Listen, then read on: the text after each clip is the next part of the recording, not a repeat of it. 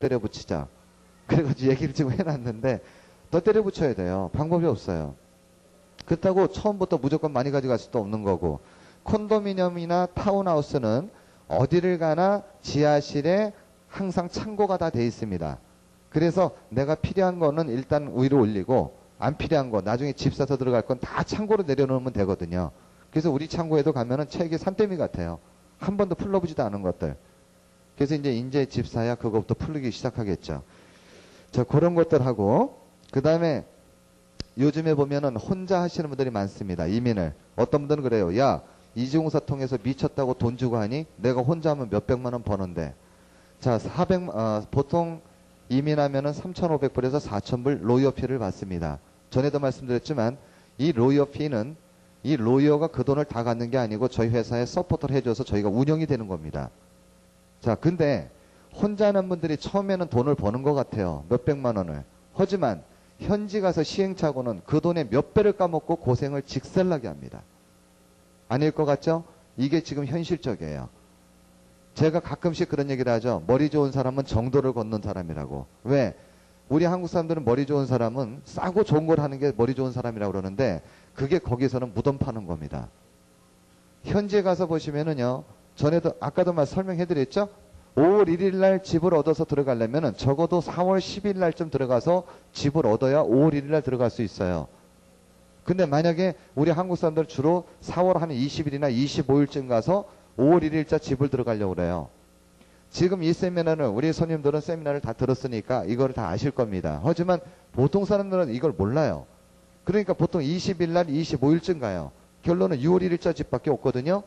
그럼 홈스테이가 4인 가족으로 하루에 120불씩 줘야 됩니다. 아침 저녁 주고 점심은 다 사 먹어야 돼요. 그 다음에 이 집을 정해서 계약이 끝날 때까지 주소가 확정이 되기 전까지는 차도 못 사고 아무것도 못 해요. 집이 확정이 안 되면은 진짜 쉬운 말대로 공백에 떠 있는 거예요. 애들 학교도 못 넣어, 아이디 카드, 헬스케어 카드 아무것도 신청 못 해, 차도 못 사, 전화도 못 나, 핸드폰도 못 뽑아. 완전 병신이라고 이게. 이렇게 하면서 고생을 직살나게들 해요. 그러니까 저희가 그래요. 혼자 하는 사람들 참 요즘 많습니다. 그런 분들이 지원 요청을 해요. 정착 서비스 못 해줍니다. 딱 잘라버립니다. 왜? 우리도 이제는 우리 손님들한테만 최대한 우리가 해주지 이제는 완전히 차별화 시켜버리겠다는 거죠. 이렇게 놨어요. 그래서 일단은 혼자 하시는 분들이 굉장히 싸게 하고 잘하는 것 같지만 나중에 현지 가서 보시면 이 차이점은 상상도 못합니다. 여러분들이 차 하나를 사도 500불에서 900불이 세이브가 된다는 거 잊지 마세요. 왜? 여기는 모든 시스템이 캐나다는 아시겠지만 전부 다 커미션 제도예요. 컴퓨터 회사에 컴퓨터 가게에다가 소개를 시켜서 우리가 컴퓨터를 하나 샀다. 그럼 이것도 커미션이에요. 전부 다. 이건 합법적인 커미션이 돼 있는 나라니까. 하지만 저희 회사는 노 커미션입니다. 전부 다 리턴 시키고 있어요. 제가 떳떳하게 이 회사 운영한다고 자꾸 자부하는 게 뭐냐면은 나는 받은 것만큼 확실하게 하겠다. 다 투자해 주겠다. 이게 제 방법이거든요. 그래서 아마 여러분들이 나중에 가서 보시면 이런 거를 많이 느끼실 겁니다. 야, 나보다 몇백 불 비싸게 샀어. 틀림없이 나타나게끔 만들어 놨습니다.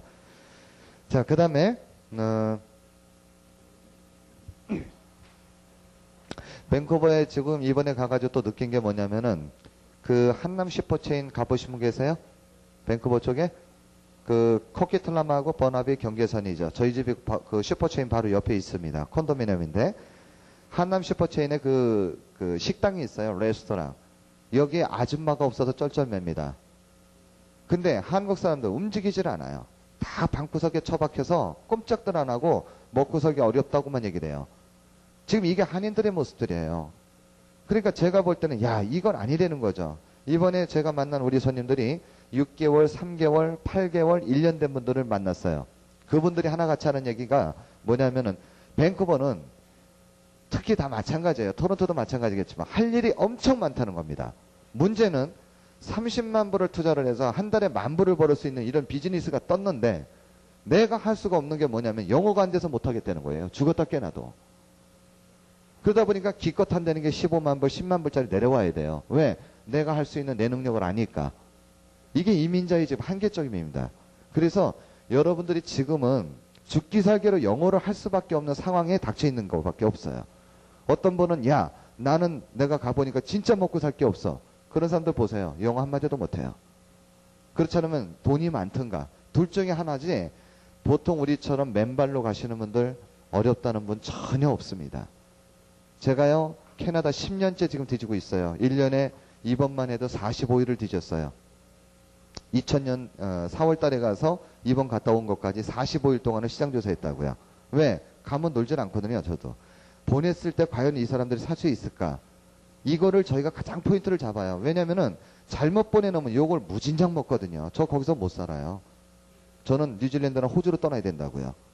왜? 그쪽은 저희가 별로 안 보내니까.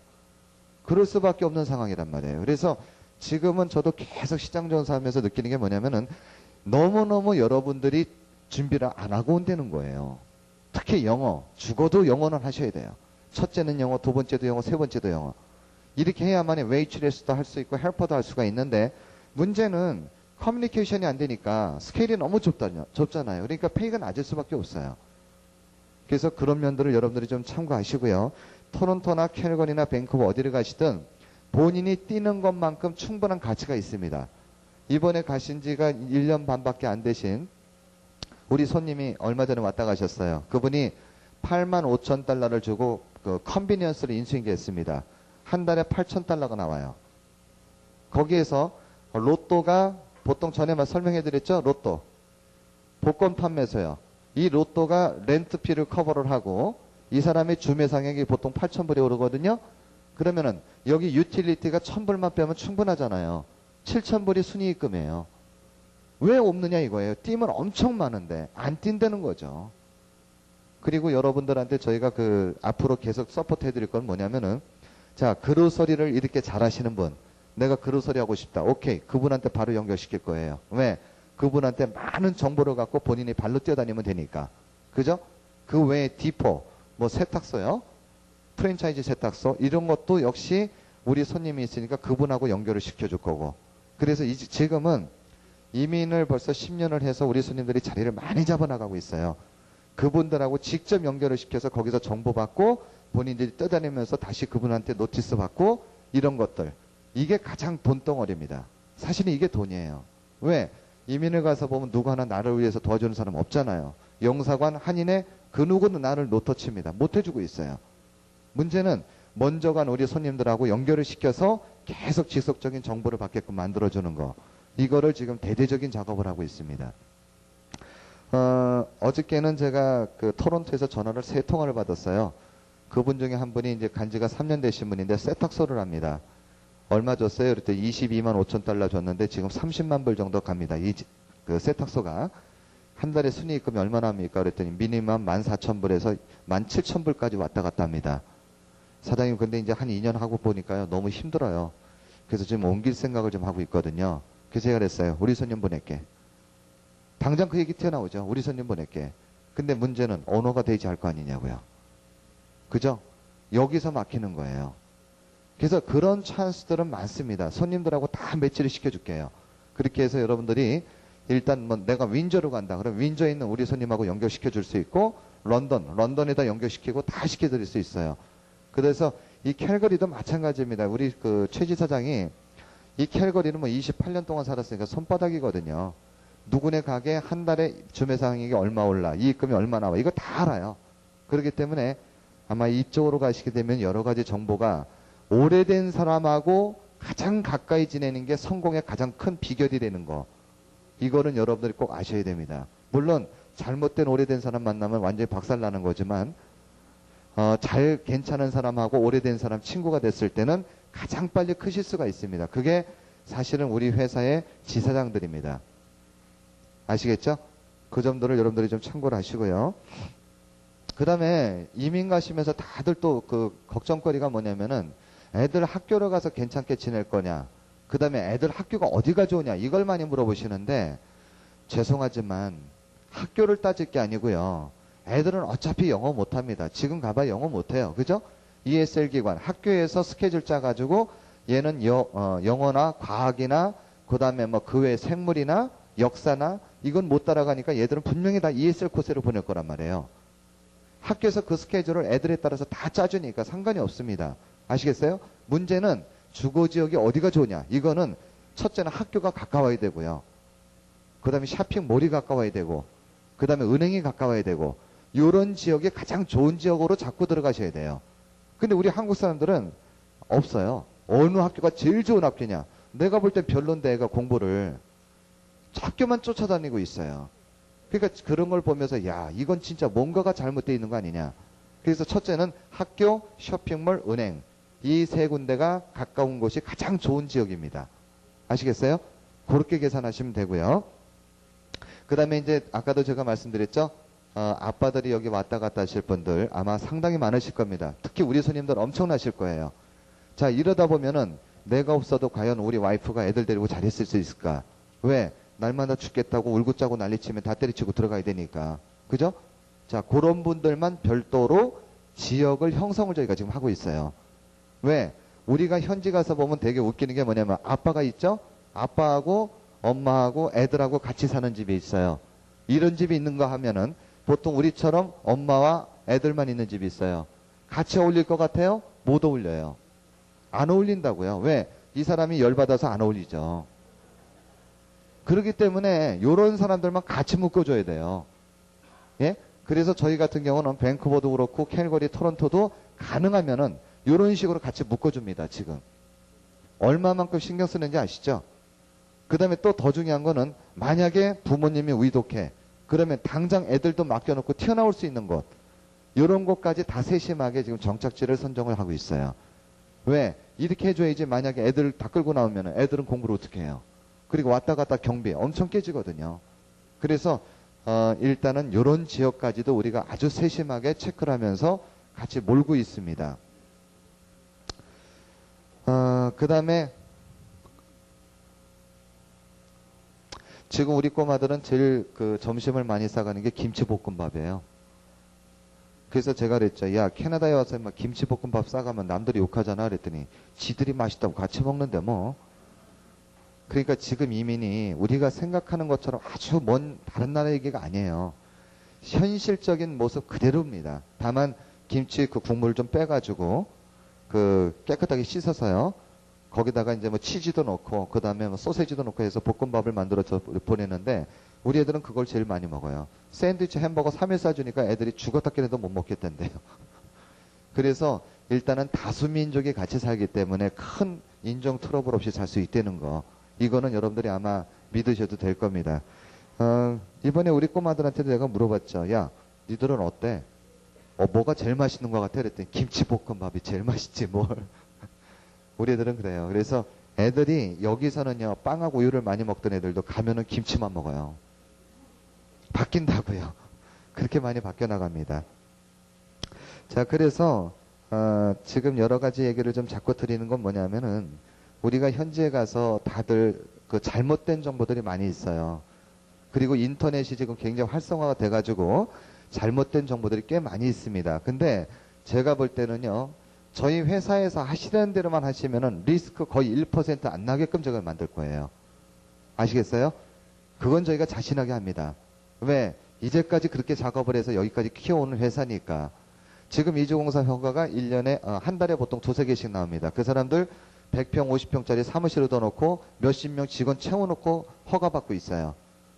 저희 회사는 둘이 시작해서 6번 이상 해갖고 여기까지 왔죠. 바닥을 다 걸어본 사람이니까 여러분들을 위해서 저희가 최대한 다 서포트 할게요. 그래서 직원이 불과 얼마 전까지만 해도 14명이 지금 21명까지 지금 늘어났습니다. 그래서 손님을 위해서 저희도 그렇게 많은 투자를 하고 있다는 거, 이거를 여러분들이 좀 알아주시고요. 그 외에 여러 가지 정보가 있지만 어쨌든 우리 지사장님 할 일이 너무 많아요. 지금 이제부터는 먹고 사는 문제를 집중적으로 할 겁니다. 아셨죠? 자, 지사장님 모시겠습니다. 그리고 제발 제 세미나 때 좀 많이 오세요. 토요일 날부터 또 시작입니다. 세미나가 토일 월화 계속이니까 좀 와서 많이 정보 들으세요. 네, 수고하십니다. 그래서 이제 그 아까 그 집에 대해서는 하고 이제 자동차 이런 건 이제 말씀드렸고요. 그 다음 이제 제가 말씀드릴 게 이제 그 아이들 학교 또 본인들 이제 뭐 학교에 이제 그 다니시려고 하신 분들도 계시고 그렇게 해서 이제 다음은 이제 그 다음은 이제 그 이런 비즈니스 같은 거, 사업체 매매 같은 거, 그런 거. 그 다음에 이제 제가 질문 여기 한 거를, 제가 이제 이걸 간추려서 가져왔는데요.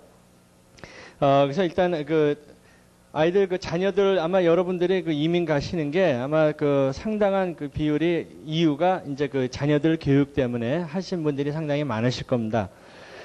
일단 거기는 이제 그 가시게 되면은 초등학교, 중학교, 고등학교 이렇게 하는데 거기는 이민자들은 일단 가시면은 거기에서 그 이민 이 교육자 이민자들만 저기 하는 안내하는 그 교육청이 있습니다. 근데 거기를 가시면은 일단 접수를 거기서 먼저 하십니다. 근데 대부분 이제 그 사람들이 궁금하신 게 뭐냐면은 우리 아이들이 잘 적응할 수 있을까? 그리고 또 우리 애들을 대개 보면 한 학년, 2학년 더 밑으로 늘려고 이렇게 하신 분들이 상당히 많으십니다. 이 아이들은요, 간단히 말씀드려서 이 고등학생들을 이렇게 제외한 이런 초등학생, 특히 애들은 걱정 하나 안 하셔도 되고요.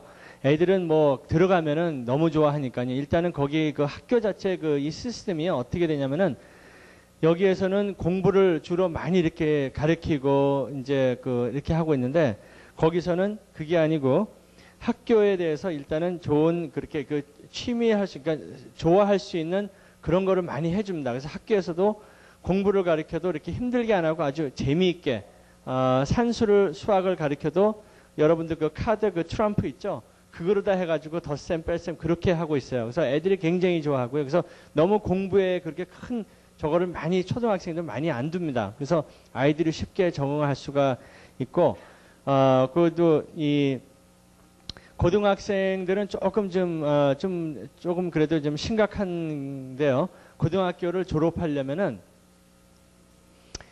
그 자녀분들이 고등학교를 졸업하려면은 거기에 이 100점, 그러니까 다 크레딧이거든요. 한 과목을 딸 때마다 5점을 줍니다. 그럼 5점이 20과목이 돼야지 100점 크레딧을 주는데, 이 고등학교 2학년 다니다가 이렇게 17살 때 이렇게 들어온 학생들은 대부분 19살까지 다닐 수가 있습니다. 그리고 18살이 넘으면은 들어갈 수가 없는데요. 간혹 요즘에는 좀 많이 수월해졌어요. 고등학교로 졸업하지 않은 학생들은 무조건 18이 좀 넘더라도 일단 1년에서 1년 반 정도를 더 다닐 수가 있습니다. 그리고 이제 이 고등학교를 이제 이 학점 100점 크레딧 때문에 이제 고민을 많이 하시는데요. 학교 17살, 16살 때 이렇게 와가지고 100점을 따야지만 고등학교를 저걸 주는데, 처음에 1년 동안은 하루에 보통 한 학기가 네 과목을 선택을 하는데요. 그 중에 두 개는 다 ESL 합니다. 그러니까 하루에 반나절은 다 ESL이에요. 1년 정도 걸릴 겁니다. 뭐 어떤 경우는 1년 반 될 수도 있고. 근데 그 ESL은 학점이 없어요. 근데 ESL도 3가지가 있습니다. 그러니까 A, B, C가 이렇게 있는데 A, B는 학점이 없고 C는 학점이 나중에 패스되면은 5점을 줍니다. 그래도 모자라요. 그래서 그 2가지를 여름방학 7월달, 8월달에는 계속 학교를 썸머스쿨을 해서 학점을 따게끔 여름방학 때 2개를 자기가 열심히 한 2개를 택할 수가 있어요. 썸머스쿨에. 그래서 2개면 벌써 1년에 여름에 2개면 벌써 10점이고요. 특히 또 제일 이제 우리가 이 보너스가 되는 게 자녀분들이 학교를 다니면은 이 재학증명서라든가 어떤 분이 여기 질문에 학교를 들어왔는데 뭐가 필요하냐고 그러는데요. 재학증명서가 꼭 필요합니다. 그리고 성적표 같은 거 필요하고 초등학생들은 이제 예방 접종한 것까지 필요하고요. 초등학교, 중학교는 그런 거 이렇게 영어로다가 이렇게 한 거가 필요하고 그리고 이 캘거리는 캐나다는 학교가 2군데로 나눠졌습니다. 그래서 일반 그냥 파블릭 스쿨이 있고 또 일반 캐톨릭 스쿨이 있습니다. 근데 캐톨릭은 사립학교가 절대 아닙니다. 이것도 일종의 공립인데요. 파블릭인데 일단 캐톨릭 교육청에서 따로 운영하고 있습니다. 그래서 거기에 대한 이 차이점은 종교 시간이 있고 없고 그 차이입니다. 그리고 이제 아무래도 이제 가끔씩 한 달에 한 번, 2개월에 한 번씩 근처에 있는 성당에 가서 이제 그 미사 보고 이제 그런 차이고요. 그 학교를 들어가시려면 꼭 캐톨릭 신자, 부모님 중에 한 사람이 꼭 캐톨릭 신자여야 됩니다. 그러니까 꼭 영세 증명서를 영어로 된 거를 꼭 다 가지고 본인들이 전부 다 식구들이 다 하면 다 가지고 오셔야 되고요. 일단 그 부모들 중에 둘 중에 한 분이라도 캐톨릭 영세 그 받으신 분들은 다닐 수가 있고요. 이 캐톨릭 학교가 만만치가 않은 게요. 캐나다의 인구의 뭐 40%가 다 캐톨릭 그 종교거든요. 그래서 캘거리에서 이렇게 보면은 약 한 100개 정도의 일반 파블릭 스쿨이 있으면요.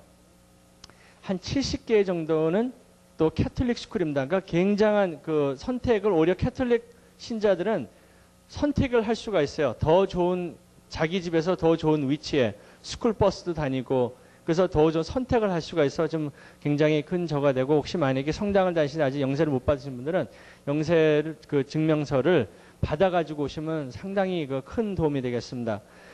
그래서 이제 다시 이 고등학교를 다시 이제 말씀드리면요. 학교에서 재학 증명서를 떼올 때 이런 이 카운셀러가 캘거리에 다니는 이제 만약에 학교를 편입하게 되면은 카운셀러가 한국서 가져온 재학 증명서를 봅니다. 크레딧을 이제 줄 수가 있거든요. 그러면은 뭐 어떤 거를 보냐면요.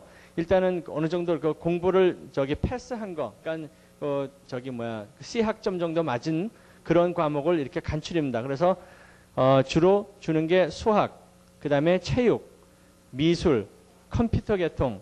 그러니까 영어가 크게 많이 필요 없는 그런 것들은 다 크레딧을 줄 수가 있어요. 그래서 보통 보면은 평균적으로 보니까요. 약 한 30점에서 60점 정도까지도 크레딧을 받을 수가 있습니다. 그럼 나머지만 따면 되는 거거든요. 그러니까 이제 그 아까 100점은 물론 그 한국에서 가져온 것까지 다 포함해서니까요. 너무 이렇게 그렇게 힘들게 생각 안 하셔도 괜찮습니다. 대학교를 들어가기 위해서는 이 100점 크레딧 안에 뭐가 필요하냐면은 잉글리시가 필요해요. 잉글리시 30가 필요합니다. 그 30는 두 가지가 있습니다. 거기는 33가 있고 30가 있고 모든 과목이요. 33는 좀 항상 낮은 거예요. 30는 높은 거고요. 그래서 잉글리시 30, 그 다음에 수학이 30가 있어야 되고, 그 다음에 이제 물리나 화학이나 이런 것에 대해서 또 30가 필요하고, 그 다음에 사회, social study라고 있습니다. 그 30 필요하고, 그 다음에 이제 체육은 20. 그러니까 이제 한 고2 정도만 맞추면 되고요. 그 100점 안에 이게 들어가 있어야 되고, 평균 점수가 72점이 넘으면은 대학교를 들어갈 수가 있고요. 대학교 들어가는 거는, 자기가 이제 여러분들이 이 자녀들을 저것 때문에 어떤 부모님들은 어느 대학교가 좋느냐, 그래서 그쪽으로 다 도시를 옮기시려고 하신 분들 계세요. 근데 캐나다는요, 그렇게 어느 대학교를 이렇게 한다고 해서 여기 한국처럼 서울대, 연대, 고대 이렇게 하면은 다 끝나는 거가 아닙니다. 거기는 이제 어느 학교도 어느 정도 조금 중요하겠지만은 어느 과가 어느 학교에 더 따로 유명하기 때문에 캘거리 대학 보면 전체적인 토론토 대학 비해서는 아무래도 좀 떨어지죠. 아무래도 캐나다에서 제일 좋은 학교는 토론토나 대학이나 맥길 몬트리올에 있는 유니버시티 이런 쪽으로 동부 쪽에 많이 있습니다. 거기가 도시가 오래됐고 더 잘 돼 있기 때문에 하지만은 캘거리도 어느 엔지니어링 같은 케미컬 엔지니어링 쪽은 여기서가 제일 알아주고요. 그러니까 학교마다 이 알아주는 게 있어요. 이 과가. 그러니까는 꼭 무조건 토론토 대학, 무조건 맥길 대학이 그게 아니고 어느 학교에 어느 과가 제일 좋다는 거 거기에 맞춰서 거기다 학교에다 입학 허가서를 냅니다. 그러면은 이제 그 편지가 오죠. 세 군데서 올 수도 있고 두 군데서 올 수도 있고 자기가 본인이 아이들의 선택을 이제 그렇게 해서 하게 되거든요. 그럼 이제 그 외지에 온 학생들은 부모님들은 캘거리 사는데 애들 때문에 이사를 가시려고 그러신 분들 계세요. 근데 아이들이 좀 여기에서 이렇게 잘하게 여기식으로 다 하려면은 내버려 두시는 게 좋습니다. 여기 캐네디언들처럼 학생들처럼 너희들이 가서 자취해라. 근데 그런 학생들한테는 기숙사를 제공을 해줍니다. 먼저 선입견으로 해가지고 그 도시에 안 사는 학생들한테는 먼저 기숙사를 제공해. 물론 굉장한 저렴한 가격으로 다 렌트를 주고요. 그리고 이제 그 이 정부에서도 돈을 협조를 좀 해줄 수가 있습니다. 보통 입학 요금이 약 한 1년에 한 4,000불 정도가 평균이거든요. 거기에서 이제 내가 뭐 비용이 이제 버스비도 필요하고 모두 책값도 필요하고 한 10,000불 정도 1년에 토탈 필요하다. 그럼 거기에 30%를 이렇게 재원 그 무료로 다 이렇게 처음 1년, 2년 이렇게 해주고 그 다음에 어느 정도 되면은 돈을 이제 그 빌릴 수가 있는데 대학교를 졸업하기 전까지는 학교 다니기까지는 이자가 전혀 붙지가 않습니다. 학생들한테는.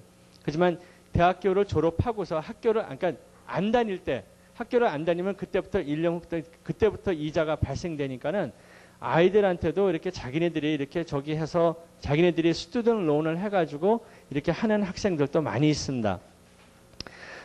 그렇게 해서 이제 그렇게 이 학교를 다닐 수 있는 거는 방법은 여러 가지가 많지만은 여기 그 한국 대학교하고 여기 대학교 좀 시스템 자체가 좀 틀린 건 뭐냐면요. 여기서는 고등학교 때 공부 열심히 해가지고 대학교 어떻게 들어가죠.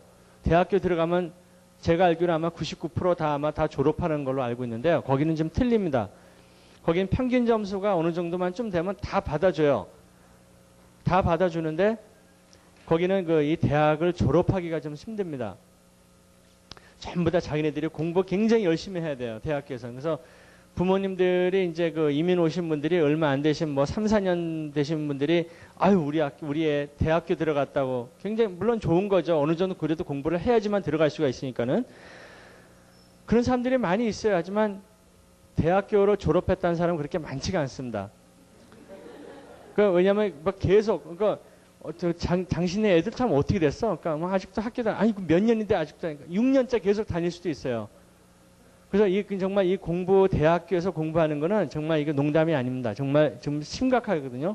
공부 진짜 열심히 해야 돼요. 근데 여기식으로다가 고등학교 때처럼 공부를 하던 학생들은요, 그래도 충분히 가능합니다. 대학교를 졸업할 수, 그 정도로 공부를 하면. 머리가 좋아서 우리가 저기 하는 게 전부 다 노력을 자기가 얼마큼 해야 하느냐에 따라서 이 공부를 잘하잖아요. 그러니까 그 노력을 많이 열심히 하면은 얼마든지 그런 데는 대학을 할 수는 대학교를 졸업할 수 있습니다. 이제 어떤 여기 중에 대학교를 이제 졸업하면은 한국 사람을 상대로다가 일을 한다는 말이 있습니다. 이제 그렇게 여기 나왔는데요. 아니 꼭 그렇지 않죠. 뭐 한국 사람들한테 저기 할 수 있는 저희가 없습니다. 그러니까 이건 이제 얼마든지 대학교 졸업하면은 학교를 얼마든지 자기가 원하는데 직장을 캐네디언들 그러니까 여기 현지인들이 운영하는 석유 회사에 들어갈 수도 있는 거고. 근데 요즘에는 캘거리 같은 경우는요. 대학교도 이제 대학교지만은 엔지니어 같은 건 상당히 모자릅니다. 캘거리는요. 컴퓨터 계통, 이 엔지니어링 계통 사람들이 항상 모자르거든요. 그래서 공부를 하려면은 주로 이제 그런 것들이 이제 좋은 거죠. 나중에 취업하기가 엔지니어링 같은 그런 거 하고 그다음에 컴퓨터 계통. 그래서 컴퓨터 계통 하려면 이제 세이트 같은데 꼭 대학교가 아니어도 거기 이 공대에 있습니다. 세이트나 디브라이나 이런 데서 들어가 가지고 공부도 충분히 할 수 있어요. 꼭 대학교만 저기 아니셔도 나중에 오히려 저 같은 옛날에 다녔던 세이트는요. 거기 이 전작과 이런 사람들은 졸업한 사람들은 99%가 다 취업이 다 됩니다. 캐나다에서 제일 높아요. 이 취업 확률이 그 학교를 나오면은. 그리고 이제 이 엔지니어링 같은 사람은 모자르고요. 그래서 이제 일단 그렇게 해서 저기 하고 이제 나중에 제가 어른분들은 이제 자녀들 말고는 제가 이제 따로 이제 다음 순서로 제가 바로 말씀을 드리는데 학교에서 이제 이런 학생들 너무 부모님들은 너무 심각하게 이렇게 걱정 안 하셔도 되고요. 아이들은 다 초등학생, 중학생은 다들 문제 없이 합니다. 근데 그분이 이제 나중에 집을 얻으실 때나 그때 이제 학교를 이제 근처를 좋은 학교를 이렇게 원하시고 그러는데 한국 학생들 이렇게 많지 않은데 아까 말씀드린 한국 학생들은 많아봤자 ESL 반에 이렇게 이민 온 데는 벌써 보통 2명, 3명, 많으면 6명 이 정도입니다. 그러니까 너무 이렇게, 또 이제 해마다 바뀔 수도 있고요. 그러니까는 인터넷에도 보니까는 여기는 이 학교는 한국 애들이 너무 많다. 거기에는 2세들은 많이 2세들도 있어요. 굉장히 많습니다. 근데 2세들은 벌써 여기 온 지 이민 온 지 얼마 안 되냐고 이렇게 좀 어울리려고 왜냐면 그 2세들은 영어를 한말을 잘 모르기 때문에 완전 캐네디언식이에요, 걔들은. 그러니까 이 한국 아이들끼리 너무 어울려가지고 영어를 배우는데 좀 문제가 있다. 그래서 이제 그 걱정돼서 저기 말씀을 하시는 분들이 많은데요. 너무 이렇게 그 걱정하셔도 됩니다. 너무 이 숫자가 아직까지는 캘거리는 많지가 않기 때문에 걱정은 안 하셔도 되고요. 그리고 이제 그 이 어른들은 이제 그 여러분들 그 이 학교도 이제 그 다니실 수 있는 짭 같은 나중에 직장을 잡으시려고 하신 분들이 많아요. 근데 사실 이게 제일 좀 심각한 거죠. 그냥 학교를 다닐 수는 있지만은 과연 내가 취업할 수 있는 확률이 어느 정도 되나. 그리고 또 어떤 거를 내가 학교를 어떤 과를 내가 저기 해야 되나. 근데 대개 보니까 여기에서 보니까는 컴퓨터 계통에 이 질문에 보니까 컴퓨터 계통에 이거 그 종사를 하신 분들이 많이 계시더라고요. 근데 이제 이 컴퓨터 계통에는 사무실에 가면은 그 세이트라는 그 책 거기에 그 이 캐틀럭이 있습니다. 거기 가시면은 거기에 대한 각 디파트먼트의 전화번호하고 담당자 이름하고 그 다음에 이메일 주소 이렇게 다 있어요. 주로 이제 컴퓨터에 뭐 프로그램을 뭐 이렇게 다 나와 있는데 거기에서 파트타임도 할 수 있고 풀타임도 할 수 있고 근데 거기에서 이제 그 들어가는 어떻게 하면 거기에 그 들어갈 수가 있냐면요. 그 학교에 고등학교를 졸업한 사람들이나 근데 고등학교는 여러분들이니까 고등학교는 알버타에서 고등학교를 지금 뭐 아무래도 그거는 불가능한 얘기니까요. 대개 보면 간단한 테스트를 봅니다. 그러니까 테스트를 봐가지고 어느 정도 합격이 되면요. 간단한 6개월 정도에 대한 코스를 밟아요. 그러고 난 다음에 전문 수업이 직접 6개월 후에 그게 들어가는데요. 보통 코스가 보통 짧으면은 1년에서 2년 정도 코스가 됩니다. 비용들은 보통 보면은 아까 말씀드린 비슷해요. 한 3,000불에서 4,000불 정도고요. 또 어떤 과목은 제가 어떤 건지 확실히 기억이 컴퓨터가 관한 건데요. 1년 코스가 있어요. 근데 거기 들어가는 건 10,000불입니다. 그러니까 굉장히 아주 일도 많고 공부도 굉장히 많이 열심히 하셔야 돼요. 옛날에 여러분들이 고등학교 때 학교 때 그때 다녀서 공부하듯이 열심히 하셔야 됩니다. 근데 거기를 졸업하면은 그 학교를 그 과를 나오면요 한 90% 취업 확률이 있다고 그래가지고 어떤 분이 하셨어요. 한 2번, 3번 그래가지고 지금 하고 계시는데 이분이 지금 연봉 얼마 받으시냐면 7만 불 받고 계세요. 그때 당시만 작년도였습니다. 이분이 그러셨는데 자기가 선택을 할 수가 있었어요. 그러니까 이력서를 다 하니까는 한국에서도 있는 한국에서 그러니까 이력서 다 제출하셨더니 3군데에서 연락이 왔는데 그분이 선택할 수 있을 정도로다가 그때는 그분이 참 운이 어느 정도 좋았다고 봐야죠. 그래서 큰 회사에다가 취직하셔서 지금 연봉 7만 불을 받고 계시고 또 어떤 분은 시험 없이 그냥 학교를 안 다니고 직접 들어가신 분도 계십니다. 그분들 연봉 4만 불, 한 분은 7만 불 이렇게 받으신 분들이 계시고 이게 불가능한 얘기가 아니에요. 그 전에는 2년 전에는 조금 좀 힘들었어요. 근데 요즘에는 사람들이 모자르고 그리고 그렇기 때문에 좀 그게 좀 더 취업률이 조금 많이 높아졌습니다. 그렇게 할 수 있는 가능한 게. 그래서 이 다른 업종에 이런 이거 취업을 전문적으로 다 하신다는 건 참 쉽지는 쉬운 건 아니어도 다행히 그래도 여러분들 중에 컴퓨터 쪽에 종사하신 분 여러분들은 참 운이 그래도 아마 상당히 좋으신 것 같아요. 그래서 캘거리 같은 데는 이런 아까 말씀드린 대로 이 하이테크놀로지 쪽, 이 컴퓨터 계통의 그런 게 상당히 지금 많이 발전돼 가고 있습니다. 그래서 그런 데 들어가시면은 아마 그렇게 좀 아마 힘은 드실 거예요. 하지만 이제 처음에 가시면은 이제 어느 정도 좀 영어 좀 공부 좀 하시고 그 다음에 이력서를 거기 가셔가지고 준비를 하셔가지고 많이 이메일이며 이런 걸 많이 보내시면은 연락이 올 수 있는 확률도 있습니다. 어떤 분은 또 엔지니어 계통인데요. 이 사람은 케미컬 엔지니어링이었거든요. 그 사람은 좀 얘기하는 게 좀 약간 좀 꿈이 좀 허황된 꿈을 내가 좀 느끼고 이렇게 있었는데 얘기해 주길래 이분은 온지 딱 온데 막 이제 근데 한국서부터 그냥 굉장히 아주 뭐 그냥 여기저기 막 알아보시고 그러신 분이에요. 이메일로 해가지고 미국에다 보내고 카나다도 보내고. 근데 저희 집에서 이렇게 이제 그때 이제 같이 이렇게 모임이 있어가지고 차 한잔 하면서 이렇게 말씀을 하는데 자기는 이민 와가지고 지금 현재 한 달 됐지만 6개월 안에 취직이 안 되면 한국 돌아간다고 그랬어요. 그래서 그것 때문에 아유 이거 좀 황당하구나 이렇게 했는데 제가 놀란 게 이 사람이 취직이 됐어요. 그렇게 열심히 하시더라고요. 그냥 여기저기 이메일 저기 한 게. 그래서 분이 은정철 씨예요. 은정철 씨. 그래서 이분이 취직이 됐어요. 취직이 돼가지고 상당히 만족해 합니다. 하지만 취직이 되는 이 과정도 상당히 열심히 여러분들이 노력해야 되고 운도 따라야 되고 그렇게 하지만은 또 직접 만약에 취업이 되더라도요 쉬운 건 아니죠.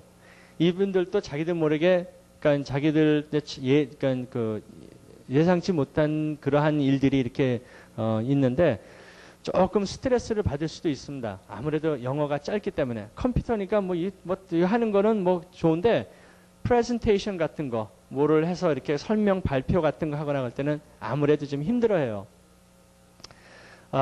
그리고 어떤 분은 이제 이 전화로다가 컨퍼런스를 하고 있습니다. 할 때가 많아요. 뭐 어디 직접 뭐 비행기 타고 가서 미팅하는 게 아니고 요즘에는 시간들이 없고 바쁘고 그러니까 모든 시스템이 인터넷이 발달돼 있어가지고 그렇게 크게 출장을 왔다 갔다 안 하고 전화로다가 컨퍼런스를 합니다. 그걸 three-way conference라고 그러거든요. 세 사람이 전화로다가 해가지고 그걸 이제 미팅을 하는 건데 영어를 어느 정도 이렇게 하시는 분들도 영어를 하시는 분들도 직접 대화를 하면은 약간 못 알을 때가 있는데 전화로 다 하게 되면 사실 좀 더 힘듭니다. 근데 그 중에 한 명이 더 껴버리니까는 이 사람이 굉장히 힘들어 했어요. 그런 사람들도 있고. 그래서, 일단 취업을 하시도록 쉬운 건 아니니까요. 굉장히 조심을 하시면서 영어 공부를 하시고 그 사장이 열심히는 하고 잘 하는데 이 영어 때문에 그러니까는 당신 그러면은 계속 다니고 여기 저녁에는 가서 ES의 영어 랭귀지 코스를 받아달라고 해서 영어도 배우고 있고요. 어떤 사람은 힘들어가지고 스트레스 때문에 그만둔 사람들도 있습니다. 그 어떤 사람은 에이 그냥 나 개기고 있다고 그런 분도 계시고. 그러니까 하여튼 근데 좀 여러분이 열심히 하시면은 일단은 쉬운 거는 아니지만은 가능한 거니까요. 그렇게 너무 불가능한 그런 얘기는 아닙니다. 같은 자세한 그런 내용은 이제 하여튼 만약 컴퓨터 계통이나 이 세이트는 공대입니다. 그런 프로그램을 알고 싶어 하신 분들은 사무실에 가시면은 책자가 있습니다. 그래서 그거 보시고 이메일이나 그런 거 들어가시고 아니면은 거기에 보면은 이제 전체적인 구체적인 프로그램이 다 웹사이트에 회사가 학교가 다 준비가 되어 있기 때문에 들어가셔서 좀 더 자세하게 알아볼 수 있고요. 그 다음에 이제 이 기업 이민자들이나 아니면 독립 이민자인데 취업을 하다가 그냥 포기하신 분들, 뭐 이런 분들은 어떻게 하냐면 되게 독립 이민자도 되게 보면은 그러니까 취업하시는 분들은 그렇게 많지가 않아요. 대부분이 70%가 그래도 자기 비즈니스를 하려고 합니다. 그래서 지금 이제 비즈니스에 대해서 제가 좀 말씀을 드리겠습니다. 일단 비즈니스는 뭐 앞으로의 전망 있는 이런 비즈니스라고 이제 어떤 분이 질문하셨는데 그런 거는 사실 그렇게 말씀드리기가 상당히 저도 잘 모르죠. 왜냐하면 실질적으로다가 여러분들이 할 수 있는 거는 딱 한정되어 있기 때문에 뭐 어떤 게 지금 저기 하더라도 여러분들이 그거를 할 수가 없기 때문에 그럽니다. 한국 분들, 우리 이민 가셔서 이렇게 하신 분들이 일하는 게, 비즈니스 하는 게 보게 보면 딱 손꼽혀 있어요. 딱 대개 보면 5가지, 6가지 이렇게 있습니다. 뭐 주로가 그로서리, 식품점, 샌드위치 가게, 세탁소, 커피숍, 이런 계통이거든요. 거기 물론 그 외에 이제 조금 더 특이하게 하시는 분들이 있는데 그거는 여기 책자에 보시면은 제일 뒤에 쪽에 보시면은 캘거리 한인 업소록에 보시면은 한국 사람들이 하는 것들이 그래도 다 나와 있습니다. 뭐 건강식품 하시는 분들, 뭐 건축 설계 하시는 분, 골프숍 하시는 분, 구두수선 하시는 분, 뭐 하여튼 무역 하시는 분들, 녹용공장, 당구장, 뭐 여러 가지 서점, 선물집, 하여튼 그렇게 하지만은 그래도 주로 이제 이 식당 계통, 식품 같은 거 이런 것들이 상당히 대부분 많은 비율을 차지하고 있습니다. 일단 비즈니스를 이렇게 하실 때는 그 처음에 찾으실 때 여기 이거 다 가지고 계시죠? 2001년도 캘거리 정착 세미나 여기에 보시면은 뒤쪽에 바로 넘기시면은 제가 이번에 그 샘플로다가 지금 현재 이 어떤 거는 매매 지금 아직도 팔려고 한 것도 있고 여기에 두 개는 팔린 것도 있습니다. 그래서 제가 어디라고 주소며 이름을 다 지웠거든요. 그 제일 첫 페이지에 보면은 Japanese 테리야키 패스트푸드라고 있어요. 여기는 다운타운에 있는 안에 있는 오피스 빌딩 안에 있는 데입니다. 캘거리는 조금 좀 이 빌딩 안에 보면요, 그 실내 육교가 있어요. 그래서 굉장히 거기에 매력을 느끼시는 포인트 중에 하나거든요. 사람들이 그쪽으로 다 많이 왔다 갔다 합니다. 빌딩하고 빌딩 사이에 다 실내 육교가 다 연결되어 있어요. 그래서 겨울이나 여름에 비 올 때나 그때는 다 그쪽을 왔다 갔다 하기 때문에 거기가 오히려 이렇게 길거리는 한산해 보여도 거기에는 뭐 상가들도 있고 이제 복잡한 데가 많이 있습니다. 근데 거기에 있는 이 패스트푸드 자파니스 테리야끼인데요. 철판구이식으로 중국 사람이 지금 하고 있는데 가격이 지금 15만 불에 지금 나와 있습니다. 연 세일이 20만 불인데요. 하루에 보통 한 8,900불 정도 팔고 이 다운타운이기 때문에 1년에 약 250일 장사를 하고요. 토요일 날, 일요일 날 연휴는 다 문을 닫습니다. 빌딩 자체 사무실에서 일을 하러 나오지 않기 때문에 그러니까 굉장히 이런 시간은 편해요. 아침 7시에 나와가지고 한 4시 정도면 들어가고 1년에 250일 딱 일하고 그렇게 해서 일단 여기 제가 그렇게 타이프를 이렇게 다 해가지고 이제 뭐 재고한 물건 구입한 게 64,000불 거기에서 136,000불 남아가지고 그 다음에 밑에 있는 뭐 렌트비 그 다음에 종업원 월급들 그 다음에 영업세 전화비 보험 파킹 다운타운이기 때문에 파킹을 한 달에 한 180불 정도 이렇게 내고 하고 있고요. 그 다음에 이제 메인테넌스, 그건 이제 아무래도 뭐 하면은 이제 기계 같은 게 좀 있기 때문에 거기서 좀 뭐 메인테넌스 같은 거, 그 다음에 은행 수수료, WCB라는 거는 Workers Compensation Board에서 차지하는 건데요. 상해보험 같은 겁니다. 종업원들이 일을 하다가 만약에 다치면은 그 WCB에서 그 월급을 카바를 날 때까지 카바를 하기 때문에 그 비용은 얼마 안 되니까는 여러분들 그건 다 만약에 비즈니스하시려면 거기에 꼭 다 가입해 그 보험에 주정부에서 하는 거기 때문에 그걸 꼭 하셔야 됩니다. 그 다음에 뭐 미슐레니어스의 약자가 MISC라고 이렇게 나왔는데요. 그 자파 비용 들어가지고 1년에 가져가는 게 67,000불입니다.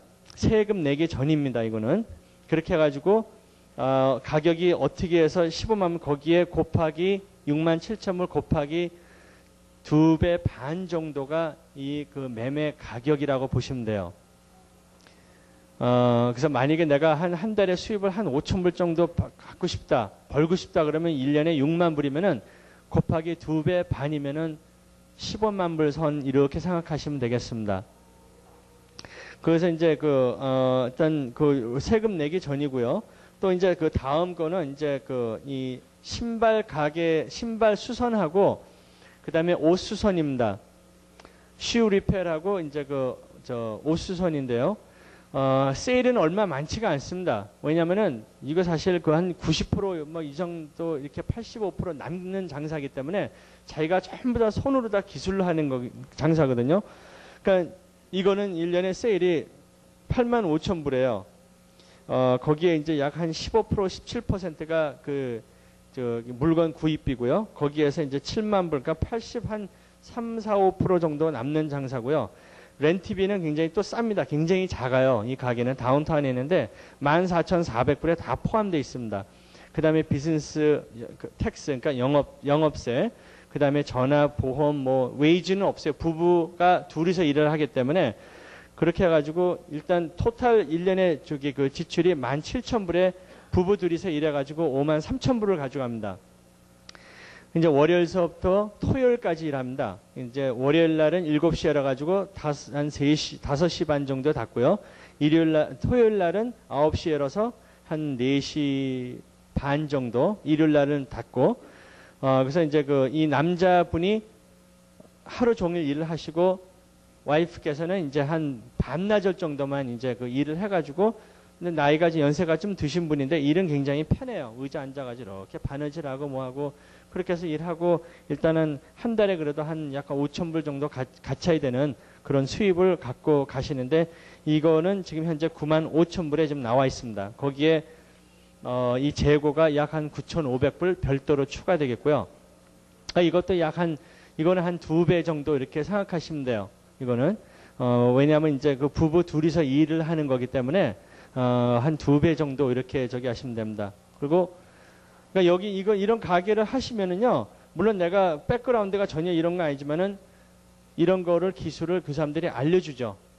인수인계 하기 전에 한 달 전에 알려주고 또 한 2주 정도 여러분들이 테이크오버 해가지고 인수해서 한 2주 정도는 또 알려주지만 또 그 위에는 그 사람들이 계속 할 수는 없으니까 사례를 하는 거죠. 그러면 내가 한 달에 뭐 얼마 2,000불을 줄 테니까 한 2개월만 더 해주십시오. 그렇게 해서 또 하시는 분도 계시고. 그래서 보통 이런 쉬우 리페어 같은 것들은 여러분들이 보통 오래 하면 올할수록 더 기술이 생기기 때문에 최소한 그래도 한 3, 4개월 정도는 아마 계속 배우셔야 된다 이렇게 생각하시면 됩니다.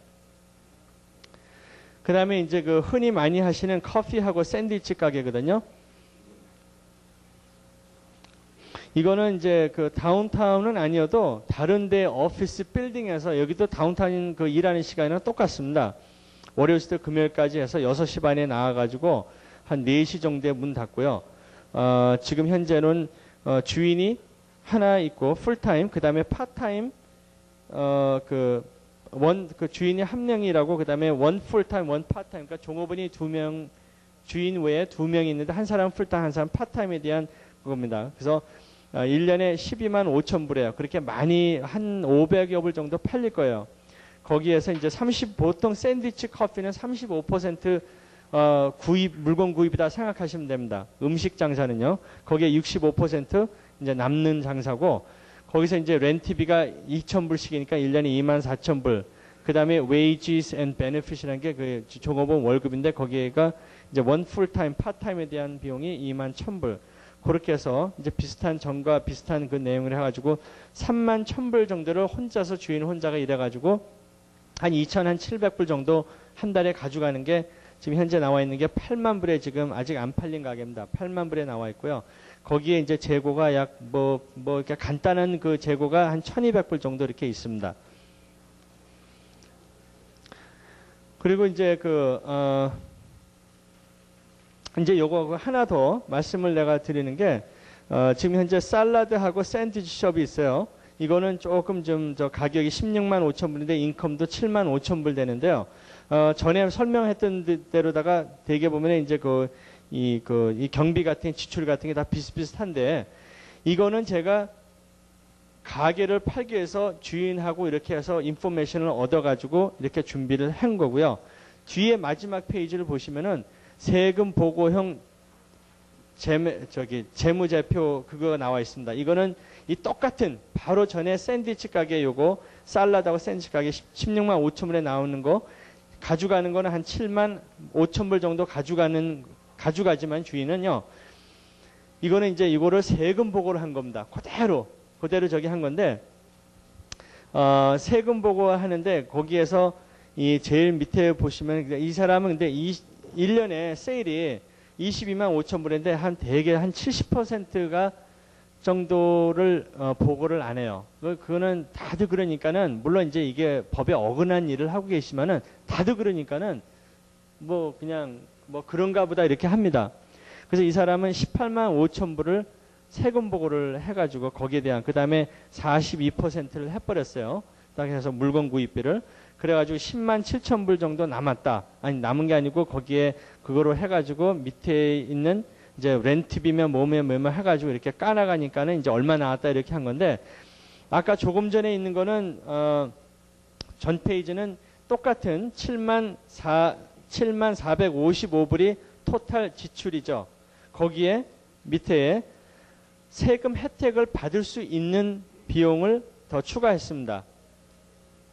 자동차 이분이 지금 자동차를 아마 월부로 지금 내고 있어요. 그럼 자동차 같은 경우는요, 여러분들이 자동차를 리스를 하거나 월부로 내시든가 활부로 해가지고 내시든가 아니면은 캐시를 사더라도 캐시를 사면은 자동차에 대한 감가상가를 한 20% 30%를 세금을 혜택받을 수 있고 리스를 하면은 거진 100%를 다 하실 수가 있고 그 다음에 자동차 월부로 사시더라도 거기에 대해 한 달 내는 이자를 곱하기 1년에서 그걸 하실 수가 있습니다. 그래서 꼭 리스를 한다고 해서 꼭 세금 혜택을 받는 건 리스가 아니고 캐시로 사도 자동차에 대한 그 감가상각을 해서 이렇게 그 세금 혜택을 받을 수가 있습니다.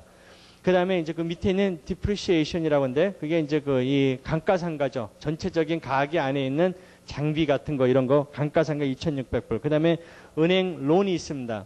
이분은 아까 말씀하신 대로 제가 은행에서 론을 받아갔어요. 이 비즈니스 살 때. 근데 집을 캐시로 사가지고 이분은 은행에서 집을 담보로 해서 은행에서 대출 받아가지고 이 비즈니스 샀기 때문에 4,800불 매년 약 이 정도에 대한 거를 세금 혜택을 받을 수 있습니다. 그래서 제가 아까 말씀드린 바로 여기 이제 여기에 하나 좀 나와 있고요. 그 다음에 가게를 운영하기 위해서 자동차가 필요하기 때문에 자동차에 대한 리스, 그 다음에 자동차에 대한 보험료까지 세금 혜택을 받을 수가 있습니다. 그러니까 이것 빼고 저것 빼고 하니까요. 여기 전에는 7만 5천 불 정도 가져가는데 2만 2천 불 정도 남았다 이렇게 보고를 한 거예요.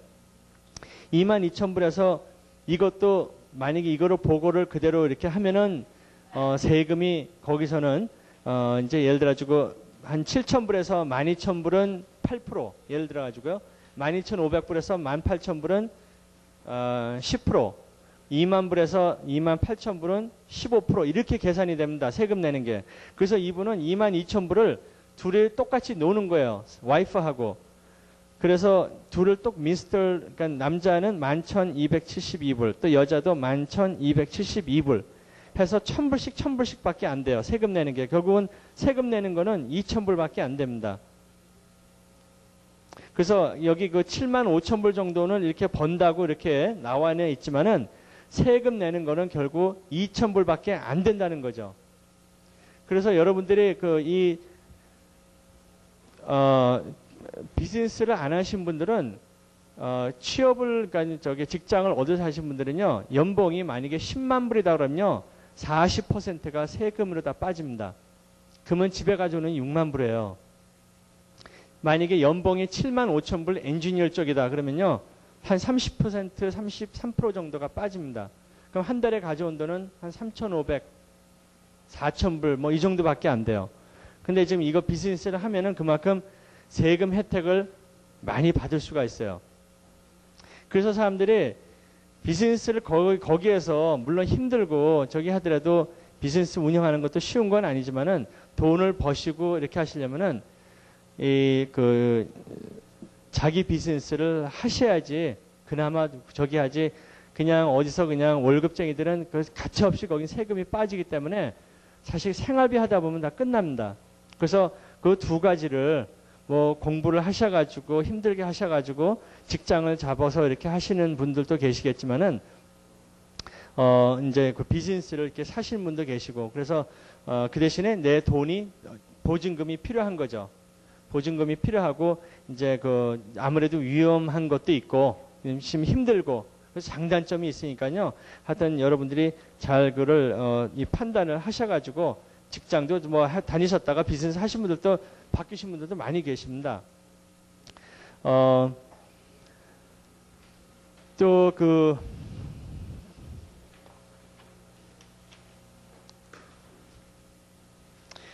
제가 하여튼 이 시간상 비즈니스는요, 이제 그렇게 말씀을 해드리고, 일단 그 자세한 내용은요, 사실 이 짧은 시간에 그런 걸 다 얘기를 다 못 해드립니다. 그래서, 물론 궁금하신 게 굉장히 많으실 겁니다. 그래서, 하여튼 그때 만약에 오시면은, 거기에 있는 회계사, 직접 가게를 가셔서 보시고, 이렇게 결정을 하시고요. 비즈니스를 이제 하실 때 어떤 비즈니스를 그러니까 나는 돈 되는 거를 이렇게 하고 싶어 하는 사람들이 많아요. 처음부터 가셔가지고 뭐 큰 거, 덩치 큰 거, 뭐 이런 뭐 프랜차이즈 같은 거 이런 거를 이렇게 하시려고 하시는 분도 많고요.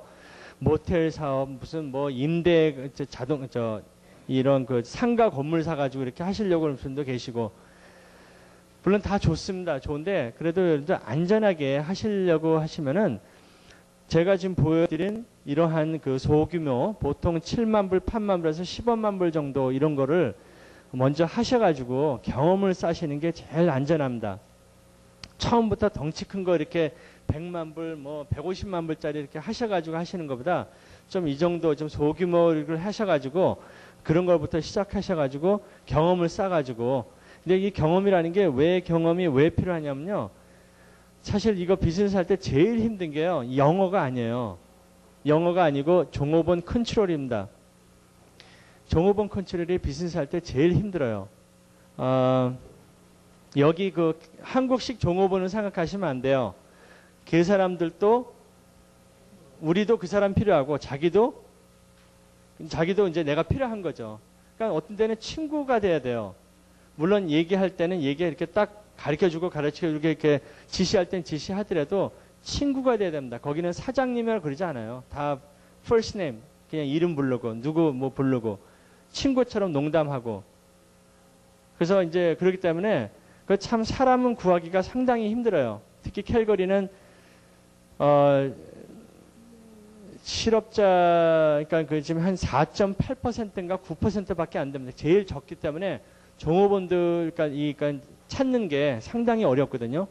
전체 캐나다의 비율은 6.8% 정도 되는데요. 캘거리가 제일 적습니다. 그래서 여러분들도 그 반대로다가 처음에 이민 가시면은 직장 같은 거, 이런 간단한 일들은 얼마든지 구하실 수가 있어요. 물론 이제 전문적인 그런 건 아니지만은 가셔가지고 어떤 분들은 진짜 어느 피자 가게에 나가셔가지고 딜리버리 있죠? 하면 그 팁을 또 주거든요. 거기서는. 팁 문화가 이게 굉장히 자연스럽게 보편하기 때문에 절대 이렇게 뭐 팁 받았다는 데서 뭐 창피하게 생각하시면 안 돼요. 팁 주죠. 시간도 얼마씩 받죠. 그것도 이 사람 또 아침에 나가지고 운동 삼아서 신문 배달 하신 분도 계세요. 저희 아버님은 지금도 신문 배달 하십니다. 지금 이제 나이가 7순이 넘으셨는데, 왜냐면 운동 삼아서요. 새벽에 일어나가지고 걸으면서 이제 신문 배달 하셔가지고 용돈 쓰시고. 그렇게 하신 분들도 많이 있고. 그러니까는 얼마든지, 그렇다고 해서 전혀 흉보는 사람 전혀 없어요. 오히려 흉보는 사람이 그 사람은 잘못된 거예요. 그러니까는 어떤 일을 하셔도 절대 거기는 이 정말 카나다라는 데는 이 정말 거지하고도 변호사하고도 같은 친구가 될 수도 있는 데입니다. 그러니까는 이런 그 직업에 그 전혀 귀천이 없는 데니까요. 그리고 여러분들이 꼭 그 돈이 뭐 필요해서 그런 건 아니잖아요. 그냥 거기에 삶에 적응하기 위해서 뭔가 배우기 위해서 이렇게 하신 거니까는 그렇게 해서 저걸 하시고요. 여기 그 질문, 여기 그 하신 것 중에 잠깐 이제 이 컴퓨터 계통에 아까 그분 질문이 제일 많아가지고 아까 제가 말씀드렸습니다. 그래서 뭐 어떤 컴퓨터든 간에 일단은 학교를 다니시든가 세이트 같은데 디브라이 인스티튜트 그런 데 가가지고 다니시든가 아니면은 이력서를 써가지고 직접 캘거리나 이런 데 가시면은 이제 그 웹사이트 같은 데 보면 많이 쉽게 찾을 수가 있어요. 그런 데 가서 직접 해서 그 문의를 해보시고, 그쪽에 그렇지 않으면은 처음에 학교도 가보시는 것도 괜찮아요. 학교에다 연락하셔가지고 어떻게 과정이 어떤 그런 것도 먼저 알아보셔가지고 하시고요. 그 다음에 여기 독립이민자 에드문튼에 대해서 자세히 말씀 알려주십시오. 뭐 집 취직 뭐 이렇게 교민수에 대해서 말씀하셨는데 아까 얼핏 조금 말씀드렸습니다. 일단 그 집값 같은 거는 캘거리보다 약 한 15,000불 정도 쌉니다. 그리고 교민수는 옛날에 에드문튼이 80년대 초까지만 해도 밴쿠버보다도 에드문튼이 훨씬 더 많았어요. 거기 그때 교민 숫자가 한 1,000명 정도 됐었습니다. 그때 에드문튼은 얼마 한 6,000~7,000명 밖에 안 됐어요. 80년도 초에. 근데 왜 그러냐면은 거기가 이제 석유 그 붐이 있어가지고 그 노동자들이 그 용접하시는 분들 노동자들이 많이 갔었습니다. 그래서 돈도 버신 분도 계시고, 그러다가 이제 석유가 막 불경기 돼가지고 그때 다시 많이 이사 나가고, 그때 분들이 외곽지대로 가서 장사를 시작했어요. 그래서 에드문튼 도시 안에는 한국 사람이 얼마 살지는 않습니다. 외곽지대 그 도시 한 1시간, 2시간 떨어진데 그런 데에서 이제 그 장사를 이렇게 하시고, 지금 숫자는 캘거리보다 조금 더 적습니다. 상당히 그때는 처음에 많았었는데 지금은 적고, 그리고 이제 뭐 에드먼튼도 일단 뭐 같은 알버타이기 때문에 정부에서 해주는 그러한 저거는 다 비슷비슷해요. 베네핏 같은 건 다 괜찮은데, 지금 에드먼튼이 날씨가 캘거리보다 훨씬 춥다는 거. 그리고 캘거리 날씨는요, 캘거리 날씨는 근데 캘거리 사는 사람보다도요, 더 잘 알아요. 외지에 사는 사람들이. 거기는 춥다더라, 뭐하다더라. 아주 그냥 더 잘 알아요. 참, 나 이해가 안 가, 진짜. 캘거리가 왜 추운데, 물론 88년대 동계올림픽 때 거기서 했었기 때문에 그런 거죠. 하지만 거기는 그때 한 이유는 바로 캘거리에서 동계올림픽을 게임을 다 한 건 아니에요. 로키 마운틴 쪽에 가가지고 1시간 반 떨어지는데 거기서 한 거죠. 그리고 지금 캐나다에서 이렇게 제일 물론 날씨가 평균 날씨가 온도가 좋은 데는 BC족, 빅토리아하고 밴쿠버입니다. 그 다음에 전부 다 BC주고요. 오히려 캘거리 날씨가 토론토보다 더 따뜻해요. 그거는 캘거리 날씨로 평균 보면 캘거리가 약 한 14도시 중에 4번째로 평균 날씨가 따뜻합니다. 그 다음이 토론토예요. 근데 사람들이 이상하게 잘못 생각하고 있어요. 캘거리 하면 추운데 그래요. 물론 캘거리가 딱 2가지 단점인데 날씨에 대해서 뭐냐면은 다른 도시보다 조금 봄이 좀 늦게 오는 거, 좀 겨울이 좀 길다고 봐야죠. 어떤 데는 거기는요, 이 낮에하고 밤의 온도 차이가 좀 심합니다. 낮에는 영상 한 10도 되더라도 밤에는 한 영상 한 2도, 뭐 1도, 약 한 10도 정도 이렇게 차이가 나거든요. 그 때문에 낮에 비가 오더라도 밤에 비가 눈으로 다 바뀔 때가 간혹 있어요. 그러면 사실 그게 뭐 봄은 아니잖아요. 겨울이죠. 그냥 아주 눈이 오니까. 그러한 날씨들이 좀 있는 거. 그것도 뭐 다음 날이면 눈이 다 녹아버립니다. 그런 날씨들이 좀 있어서 약간 봄이 좀 늦게 오는 거. 그리고 이제 이 또 한 가지는 이 북쪽에서 굉장히 강한 바람이 불어옵니다. 강한 바람이 불어올 때 추운 아주 이 추위를 이렇게 이렇게 세상인데 그때 그 추위 바람이 마이너스 30도까지 내려갈 때가 있어요. 근데 토론토는 그렇게까지는 30도가 내려가는데 그 날씨가 30도 내려가는 마이너스 30도 내려가는 게 보통 12월 달에 한 번, 1월 달에 한 번이에요. 근데 한 번 오면은 보통 3일에서 4일 정도 이렇게 머뭅니다. 그러면서 또 싹 없어져요. 그러니까 그 순간밖에 없어요. 근데 사람들이 알기는 이제 전체적으로다가 그냥 캘거리 날씨는 마이너스 30도. 물론 30도 되더라도요. 생각보다 그렇게 안 추워요. 충분히 물론 춥죠. 근데 여기 여러분들 상상해 여기 한국의 마이너스 10도가요. 마이너스 10도 추위가 거기 약 한 마이너스 20도 생각하시면 돼요. 마이너스 한 7도 정도 차이가. 왜냐하면 그걸 직접 느꼈기 때문에. 마이너스 7도 거기 한 20도, 22도, 3도 이 정도 추위다 생각하시면 됩니다. 그리고 거기는 건조하기 때문에요. 옷을 이렇게 뜨뜻하게 입으면은 스키 잠바 이러면은 안 추워요. 근데 밴쿠버나 토론토나 날씨가 굉장히 추울 때 있거든요. 특히 토론토 같은 데는 습기가 있기 때문에 거기는 쪄입어도 좀 춥습니다. 항상 으시시하고 체감 온도가 굉장히 거기가 좀 높